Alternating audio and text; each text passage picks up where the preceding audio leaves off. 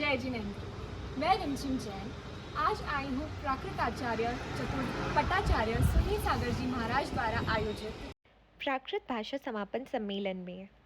हमें हमारे रूट्स, हमारे ओरिजिन पता होना बहुत आवश्यक है, जिसमें से भाषा is an important way of communication. वार्तालाप करने का जरिया है भाषा, फिर चाहे वो गुजराती हो, मारवाड़ी हो, हिंदी हो या संस्कृत, सबकी जड़ है प्राकृत भाषा।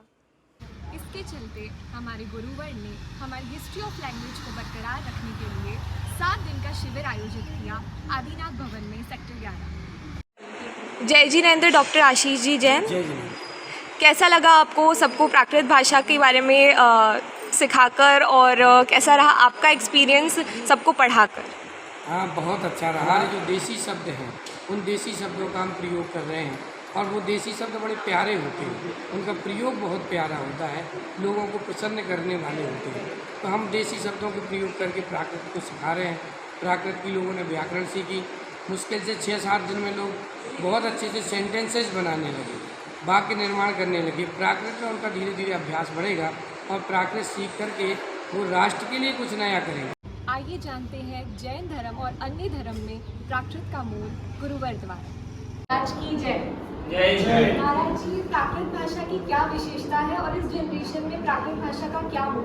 प्राकृत भाषा की सबसे बड़ी विशेषता है कि वह आज भी प्रत्येक देश, प्रत्येक प्रांत के भाषाओं में किसी न किसी रूप में उपस्थित है। अगर किसी प्रांत का व्यक्ति 100 शब्द बोलता है तो उसमें 40 शब्द कम से कम प्राकृत भाषा से संबद्ध रहेंगे। कोई कितनी भी शुद्ध हिंदी बोले, उसमें 10 शब्द बोले तो एक शब्द उसमें प्राकृत भाषा से संबद्ध निकलेगा, क्योंकि प्राकृत प्रकृति की भाषा है, जन जन की भाषा है। प्राकृत को संस्कारित करके संस्कृत बनाए। खासकर दुनिया का सबसे बड़ा जो मंत्र है, ओंकार मंत्र, वह इसी प्राकृत भाषा में हर रोज देश के 1 करोड़ से ज़्यादा जैन और जिसकी श्रद्धा है ऐसे करोड़ों लोग इसका जाप करते हैं, पाठ करते हैं, स्मरण करते हैं। अनेक स्कूलों में उसकी प्रार्थना होती है। भगवान महावीर स्वामी के उपदेशों को भी प्राकृत भाषा में ही सुरक्षित रखा गया है। तो आइए विद्वानों से जानते हैं भाषा के बारे में कुछ और बातें। जय जिनेन्द्र। प्राकृत भाषा के विद्वान होने के नाते आप बता सकते हैं प्राकृत भाषा का क्या महत्व है और इस जनरेशन में प्राकृत भाषा सीखना क्यों मोल है? जैसे आपने जाना है, देखा, पढ़ा है किताबों में भी कि नदियों का जो उद्गम स्थान है वो क्या है? पर्वत है। उसी प्रकार एक लैंग्वेज वन एंड ओनली प्राकृत, ये एक ऐसी भाषा है जो सबसे पुरानी लैंग्वेज है। जैन धर्म में प्राकृत भाषा का क्या? जैन धर्म में प्राकृत भाषा एक आमतौर पर बोलने वाली भाषा तो अब नहीं रही है, लेकिन ये ग्रंथों में रह चुकी है।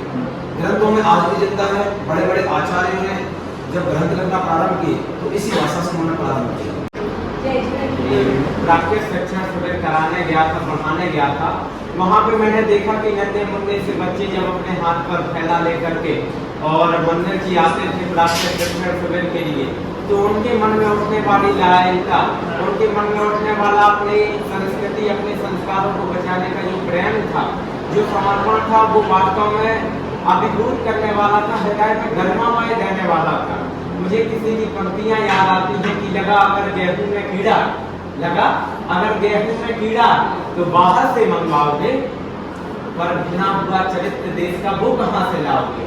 ये संस्कारों का बीजारोपण कराने वाली ये जो प्राकृत शिक्षण शिविर है। हमारे साथ में शिविर के यंग स्टूडेंट्स खड़े हैं। चलिए इनसे पूछते हैं कि तेंदुलकर के नाम भी प्राकृत में कैसे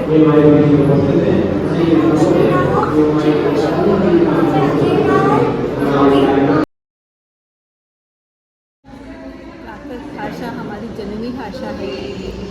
भगवान ऋषभदेव ने इसका ज्ञान हमें कराया और इसके माध्यम से अन्य भाषाएं भी जो है भारतीय भाषा है ये उदित हुई है।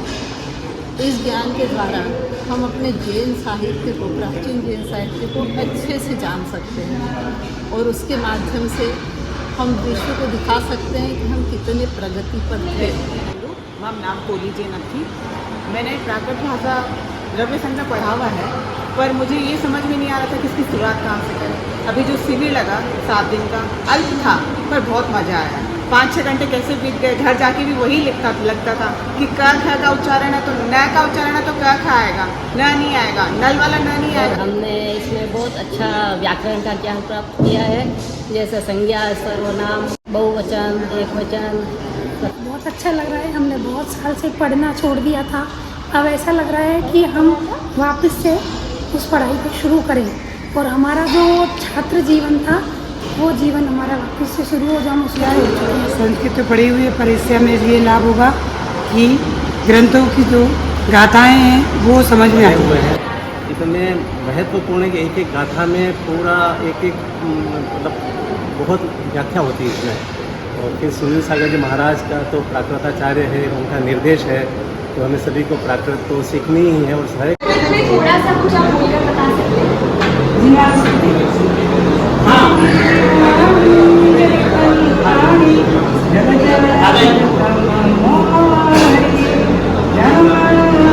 हमारा साहित्य है वो भी प्राचीन साहित्य उपलब्ध होता है। तीसरी बात, जैनों का अगर कोई लिखित प्रमाण के रूप में अगर कोई शिलालेख है तो वो प्राकृत भाषा के रूप में उपलब्ध है। सभ्यजनानां पढ़मामि अहम अदीय उपसरणा जाता वर्तमाने पाई भाषा विषय अणे जना का जो शिविर लगाया गया था उसका समापन सम्मेलन है।